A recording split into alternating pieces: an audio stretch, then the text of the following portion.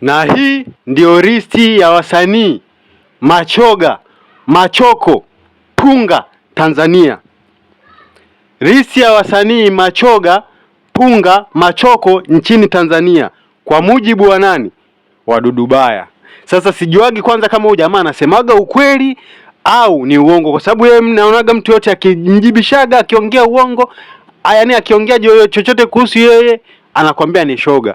Tunaanza na msanii namba 5. Msanii namba 5 alituambia ni choko namba 5 ni Mwijaku. Sasa mimi kwa upande wa Mwijaku naweza nikamtetea kwa sababu Mwijaku tushaonaga skendo za mademu mchele wanamgombania, si wale wanachua wa UDSM pale. Hiyo kitu tunaiona. Sasa sielewi kama ni kwa sababu ya ugomvi au ni kuna wana sababu zao nyingine tofauti na hizo. Lakini msanii namba 5 kwa mujibu wa Dudubaya ni choko Mwijaku. Msanii namba 4 anakuja Jux. Hii ilikuja baada ya ile kauli ya kwamba fanyeni kazi wakiwa kwenye Rolls Royce na kina Diamond, nafikiri ni kama kabla ya Oktoba 29 hivi. Ndio alikuja akasema kwamba Jux ni choko. Msanii namba 4 huyo. Namba 3 ni Diamond Platinum. Kwenye listi ya wasanii machoko Diamond kutoka kwa Dudubaya, Diamond Platinum pia ameshahusishwa na hizo skendo.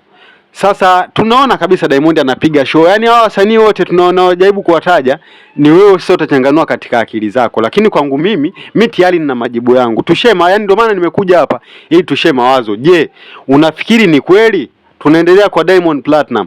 Diamond Platinum ni choko kwa mujibu wa Dudubaya. Sasa tunaona Diamond Platinum ana watoto sio wangapi na ana skendo za kutoa mimba sio ngapi. Sasa hapo utajibu wewe kwenye comment hapa. Namba 2 ni Ommy Dimpoz. Ommy Dimpoz naye kashaingizwa kwenye list ya machoko. Sasa sijui kwa nini, labda kwa sababu jamaa kwanza apendagi vurugu. Of course hana mtoto. Madem zake ashakwaga na mademo shadetigi na Wema Sepetu madem tunawajua.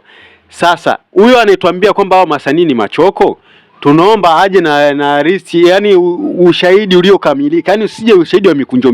Yani tuhakikishie anakuja na ushahidi uliokamilika, kwa sababu kumuita mtu choko Mungu mwenyewe ni kitu ambacho hapendi, kwa sababu unamzusha bila una ushahidi. Ni kitu ambacho Mungu mwenyewe hapendi. Sasa kutokana na listi na mafujo yanayoendelea mitandaoni ya Dudubaya, wewe unahisi ni kweli hawa masanii watakuwa machoko?